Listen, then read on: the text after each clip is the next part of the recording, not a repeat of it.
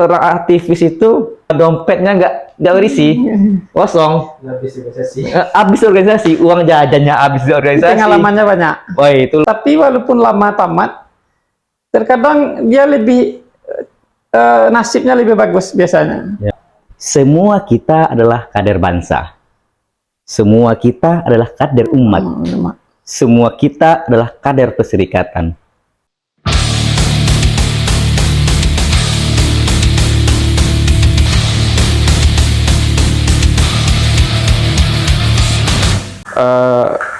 Waktu di wilayah, saya kan masuk di UIN Padang, karena memang di daerah dulu sudah IPM, jadi saya carilah di Padang tuh orang yang ketua IPM-nya, waktu itu Bang Anton Wisno, mungkin sekarang masih harum namanya di Muhammadiyah Kota Padang.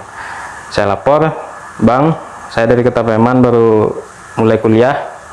Oke, silakan datang besok ada rapat di Masjid Taqwa Muhammadiyah. Saya hadir, saya ikuti dari awal dan prosesnya.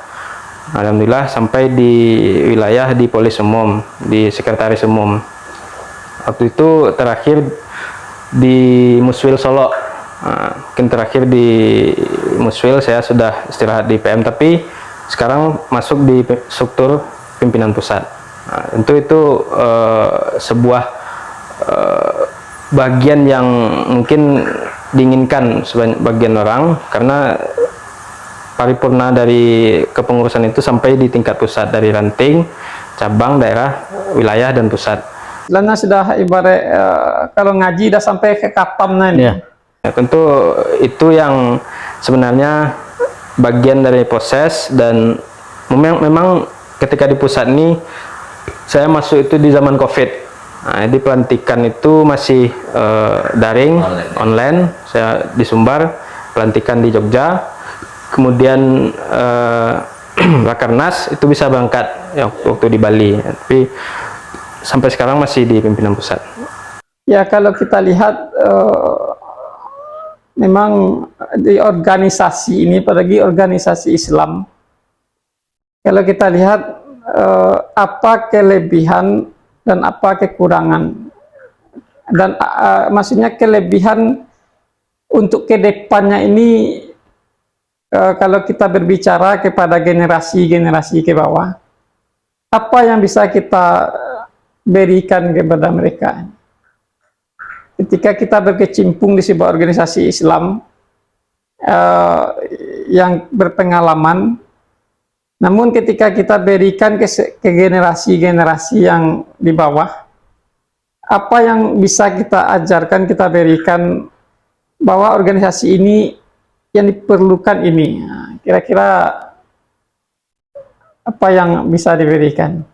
Ya, bicara tentang organisasi tentu ada pengkaderan, ada kaderisasi. Ketika kita sudah sampai di atas, itu kita harus memotivasi dan bagaimana bibit kader-kader baru itu bisa hadir, bisa tampil. Tentu ini sebenarnya menjadi tugas bersama, sebuah PR bagi kita bersama, bagaimana bisa melahirkan kader sebanyak-banyaknya.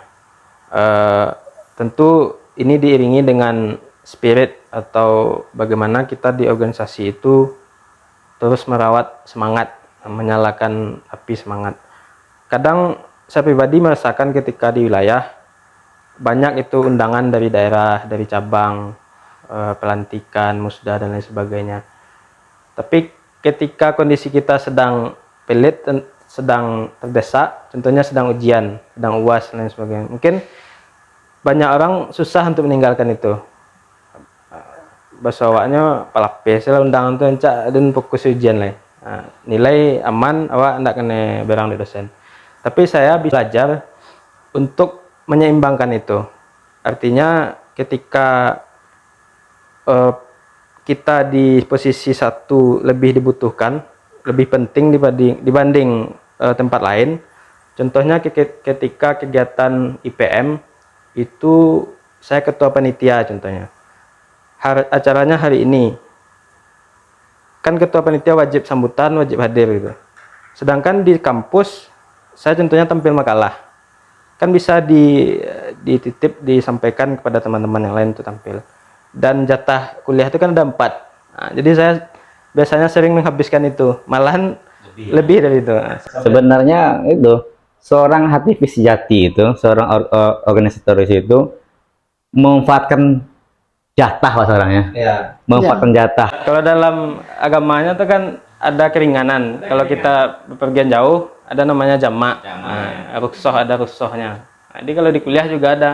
Kita dikasih jatah, saya nggak dimanfaatkan. Biasanya aktivis itu yang biasanya kan organisasi yes, kuliah oke kan, cepat tamat. Tapi ada aktivis yang lama tamat, artinya mapala itu bukan mahasiswa pecinta alam, tapi mahasiswa paling lama kan. Kemudian, tapi walaupun lama tamat, terkadang dia lebih nasibnya lebih bagus biasanya, karena dia memanfaatkan relasi-relasi senior-seniornya yang sukses itu. Mungkin selain ilmu, dia juga mungkin sosialnya bagus. Jadi kalau kita lihat organisasi ini, apalagi organisasi Islam, anak muda sekarang dia lebih cenderung kepada hal-hal duduk di kafe, hilang nilai Islamnya. Ini gimana? Jadi kalau kita lihat kan banyak, kalau kita lihat organisasi Islam, anak-anak mudanya, nilai Islamnya yang kurang menonjol, tapi nilai organisasinya yang lebih. Nah, ini gimana persoalannya kalau kita lihat? Kalau melihat itu kan sebenarnya itu kita merujuk di awal dulu. Motivasi apa? Motivasinya apa? Yang kedua, sebenarnya kalau kita berorganisasi itu yang jarang kita temukan. Kenapa? Kita harus ada satu yang perlu kita anuti. Harus ada satu contoh orang yang jadi patron kita, dia. Dan bagaimana kita bisa menjadi dia. Kuliah, yes. Organisasi, yes. Kuliah, oke. Sebenarnya itu manajemen waktu kita sebenarnya. Maupun lama maupun cepat kita kuliah selesainya. Saya pernah mendengar kata sebuah tokoh nasional, seorang tokoh nasional. Kuliah itu hanyalah kita belajar berenang di kolam renang, yang dimana kolam renang itu masih kecil skalanya, dimana masalah itu ya yang berada di dalam kolam renang itu aja, tidak ada masalah yang rumit. Yang karena kenapa tidak ada masalah rumit? Karena orangnya masih dalam lingkaran itu di kuliah. Jadi kita masih berada di kolam berenang. Nah, bagaimana untuk menghadapi ketika kita harus berenang di lautan lepas? Ya, itulah kita belajarnya itu di organisasi. Kenapa? Ketika kita belajar di organisasi, masalah itu bukan berada di internal kita saja, bukan berada di lingkaran kita saja, tapi masalah itu datang dari luar internal kita. Disitulah yang mendidik kita untuk dewasa. Disitulah mendidik kita bisa menjadi seorang pemimpin. Karena seorang pemimpin sejati itu pemimpin yang bisa menyelesaikan masalah dan bisa merangkul anggotanya. Nah, itu bagi saya. Nah, itulah yang selalu saya ajarkan ke adik-adik di bawah saya, apalagi waktu kuliah, itu yang selalu saya tonjolkan kepada adik-adik. Dan satu lagi yang pernah dikatakan senior saya, mungkin kata-kata ini sering kita dengar, tapi ini saya selalu ingat kata senior saya waktu di Iman Persunan. Ketika kita berorganisasi, jangan pernah kita ingat apa yang kita berikan waktu kita berorganisasi, tapi coba ingat apa yang organisasi berikan untuk kita. Kalau di Muhammadiyah hidupilah Ilah Muhammadiyah, dengan mencari hidup, hidup di Muhammadiyah. Itu seperti itu prinsip Ya. yang selalu saya tanamkan kepada adik-adik. Ya, benar. Seorang aktivis itu dompetnya nggak berisi, kosong. Habis organisasi, uang jajannya habis di organisasi. Pengalamannya banyak. Wah, itu Apalagi ketua tuh. Ketua kan traktir anggota. Itu dulu minum. Ini Yes, ini kopi. Ini Kopi. kopi. Tapi kalau kita bersama ngopi. Ah, Ngopi dakwah. Kopi dakwah. Nama channelnya kopi dakwah. Jadi harus ada kopi. Jadi untuk para pemirsa, mari like and share Ngopi dakwah. ngopi dakwah. Itu sangat menarik sebenarnya. Kalau kita bahas duit atau uang di organisasi ini, Ada. itu pengalaman yang sangat luar biasa. Cuman kita lihat nih, kan sekarang udah tamat kuliah, berkecimpung di Pemuda Ahmadiyah juga Fasbana Kota Beriaman. Jadi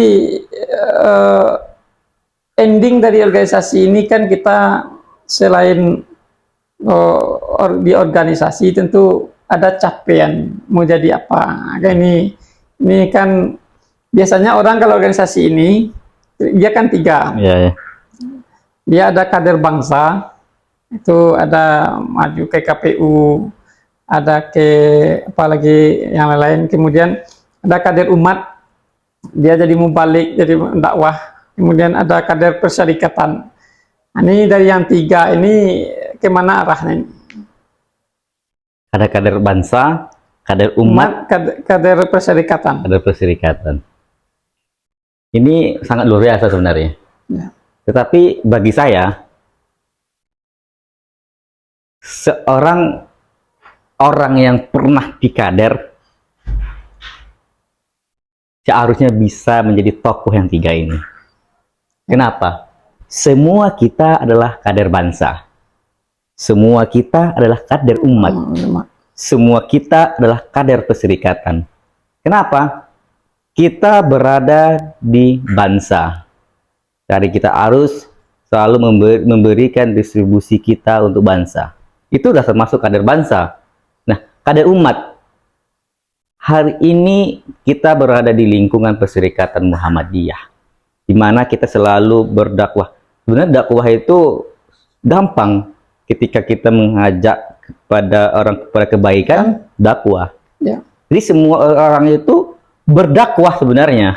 Jadi semua kader, semua masyarakat Indonesia ini adalah kader umat. Nah, selanjutnya kader bangsa, dan kader perserikatan. Nah, ketika kita berada dalam satu lingkaran atau kelompok atau perserikatan, kita harus menjadi kader yang sejati dalam perserikatan itu, karena disitulah kita dididik dan ditempa. Gitu. Kita tidak bisa memilih. Gitu. Sejatinya seperti itu. Ya, baik. Kan kader umat, kader bangsa, kader perserikatan. Jadi memang ada yang dari aktivis organisasi kemudian akhirnya menjadi mubalik, mubalik kondang. Kemudian ada yang jadi kader bangsa, ada yang jadi kader perserikatan. Nah, kemudian tentu dalam aktivis berorganisasi tentu ada yang kata Nabi menyempurnakan agama. Nah, ini kan perlu ini. Masalahnya ada orang sehebat apapun kalau dia sendiri, nah ini belum dikatakan hebat. Karena atau jangan-jangan meneladani Bung Hatta juga ini. Bung Hatta kan sebelum Indonesia merdeka, dia belum nikah-nikah. Ini untuk Ade ini. Ini pertanyaan ini untuk Ade atau untuk kita berdua? Ya kita berdua lah. Ini kapan? Itu tentu perlu karena ya masyarakat sabab kan, para pemuda. Kalau tidak menikah lah. Ini pertanyaannya sangat menjebak nih sebenarnya. Ada satu lagi sebenarnya tugas dari kader umat itu. Tadi kan baru 3. Iya. Kadar bangsa, kadar umat, dan kadar perserikatan. Satu lagi apa? Yang satu lagi adalah kadar idaman.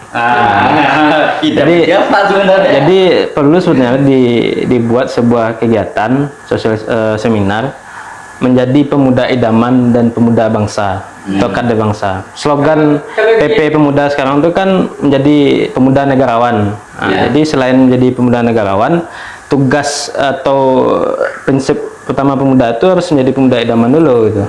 Ya kalau enggak pemuda keluargawan, nah, ya pemuda keluargawan dan pemuda negarawan. Ini pertanyaannya tadi kapan ini kan? Ya kalau Aduh.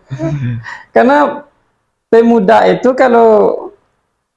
kalau dia masih sendiri tetap pemuda terus. Karena pemuda itu kan orang-orang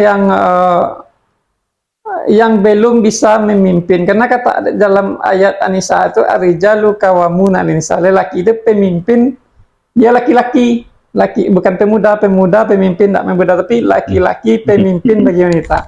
Nanti kalau belum memimpin belum laki-laki, ya ini pertanyaannya ini ini harus dijawab. Setiap orang ada masanya, setiap masa ada orangnya. Itu satu. Dan saya juga mendengar dari seorang sastrawan, pantaskan baru pentaskan. Nah, artinya kita sebagai pemuda tentu harus menyiapkan betul, memantaskan diri itu terlebih dahulu, baik dari segi ekonomi, kemapanan, pengetahuan mental dan lain sebagainya. Itu ketika sudah kita pantaskan, nah, maka selanjutnya silakan pentaskan. Nah, terkait kapannya tentu Allahu alam. Allahu alam. Yang jelas kalau saudara kita ini sudah bersih kapalnya, tinggal berlayar aja. Nah, kali ini udah nampak hilal. Hilal sudah terlihat. Walaupun memakai ru'yah atau isap sudah terlihat. Tapi tadi kan kita pantaskan, kita pentaskan. Tapi kalau yang ini tidak, dia jalan pintas. Langsung pintas. Jalan pintas. Nah, ini Jalan kapan- tol ya. Ya, kapan? Jalan tol kata orangnya. Kalau untuk menjawab kapan, kun pertanyaan itu Allahu alam. Ya. Kapan? Karena berbicara tentang pasangan, ya sebenarnya pemimpin yang bagus itu adalah pemimpin yang memiliki pasangan yang mendukung. Ya. Karena wanita ini bisa menjadi senjata, bisa menjadi penyemangat atau menjadi motivasi. Untuk itu seorang aktivis itu harus pandai-pandai Ya. memilah. Karena seorang aktivis itu sampai kapanpun dia tetap aktivis. Ya. Tidak ada mantan. Tidak ada mantan aktivis. Ya. Tidak ada mantan aktivis ya. Nah, untuk itu sebenarnya kita pantaskanlah diri kita terlebih dahulu. Karena pernikahan itu bagi saya adalah ibadah ya. Mungkin kita semua ibadah terpanjang ya. Nah, dan saya jangan ada apa deh An-Nisa ya, Bang? An-Nisa, ar-rijalu qawwamuna 'alan nisa. Dan ada bisa satu dan sebenarnya jangan kita bahas itu karena satu aja cukup sudah itu. Tapi kita harus pentaskan dulu. Jangan sayang yang saya takutkan hari ini, yang kita miris hari ini, mungkin kita sering mendengar di berita-berita Pariaman itu penyumbang janda terbanyak loh. Ya, Pariaman penyumbang janda terbanyak Hari ini. Boleh itu di catatan itu bukan Pariaman, itu dalam karena pengadilan kota Pariaman dan kabupaten itu digabung. Jadi dalam informasi yang didapat. Ini setelah reuni Lebaran. Itu yang sering. Nah, faktornya itu. Kenapa? Karena kedewasaan kita itu belum ada. Tambah faktor ekonomi. Faktor ekonomi benar. Tapi sebenarnya bagi saya faktor ekonomi itu sebenarnya, makanya sebelum kita nikah itu, kata Gari, pantaskan dulu. apa yang kita pantaskan, apakah diri kita sudah pantas menjadi seorang pemimpin. Nah, yang kedua, apakah kita sudah pantas untuk menghidupkan seseorang ya, atau menafkahi itu dengan ekonomi. Apakah ekonomi kita sudah pantas? Ya benar, rezeki itu ada. Ketika kita nikah pasti rezeki itu ada nambah. Ya, rezeki itu pasti ada. Kalau kita duduk di rumah aja mana dapat, tapi harus dicari. Nah, untuk itu butuh semangat, butuh kegiatan dan lain-lain. Nah, hari ini kita latih dulu diri kita untuk pantaskan ekonomi kita. Nah, jadi yang selanjutnya emosional. Iya. Itu sebenarnya yang pertama itu kalau saya melihat ya, emosional dulu lah. Karena kedewasaan itu, emosional itu bukan diukur dari usia. Nah, itu yang saya ingin hari ini. Ya. Tua itu pasti, dewasa itu pilihan. Ya, karena menikah itu bukan menikah antara kita dengan perempuan sebenarnya. Ya. Tapi menikah itu menghubungkan dua keluarga atau lebih. Itu menikah. Makanya kalau kita belum punya emosional yang kuat, karena kita akan menghubungkan loh, Ya. satu keluarga A dengan keluarga B. Menambah saudara. Sama. Jangan itu terjadi, oh mertua nggak terima, oh menantunya nggak kerja, nggak terima. Itu yang terjadi. Jadi makanya kita pantaskan dulu ekonomi kita dan ilmu kita. Nah, untuk generasi muda hari ini ya, khususnya di Pariaman, coba sebelum menikah itu mengaji nih. Ngaji ya dulu. Ngaji ilmu. Belajar. Kalau perlu datang ke ngopi dakwah. Belajar ngopi dakwah. Ya. Atau hari ini ya, sebenarnya kan dulu itu pernah saya melihat seorang pengantin laki-laki atau calon ampulai sebelum nikah itu, walaupun dia jauh merantau di sana, wajib pulang 1 bulan lebih dulu atau bukan. Itu apa? Untuk mengaji. Ya. Mengaji kepada orang yang tua. Orang boleh itu mungkin ada tokoh adat lah. Ngaji ke tokoh adat, ngaji ke tokoh agama, budayawan, agar kita tahu fungsi kita sebagai orang Sumando. Ya. Lama rantau nggak tahu bagaimana. Itu orang rantau, apalagi yang malunya kita yang berkecimpung di nggak pernah merantau, tidak tahu juga. Makanya cobalah hari ini kita pelajari lagi. Ya. Berarti kesimpulannya memang insya Allah dan yakin. Kalau untuk yakin ya, semua laki-laki pasti pengen nikah. Ya. Saya yakin. Saya sanggup. Yakin, perjuangkan. Saya berjuangkan. Ya, insya Allah sudah diperjuangkan. Insya Allah. Kuncinya satu, kata senior saya namanya Mr. Dedi Spendra, jika kamu yakin maka perjuangkanlah.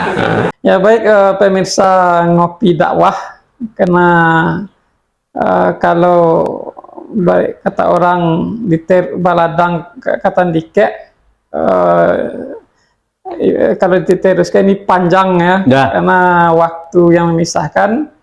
Mungkin ada episode selanjutnya, kita banyak yang dibahas, bisa tentang percintaan, ada tentang dakwah, ada tentang pemuda, semangat untuk generasi pemuda.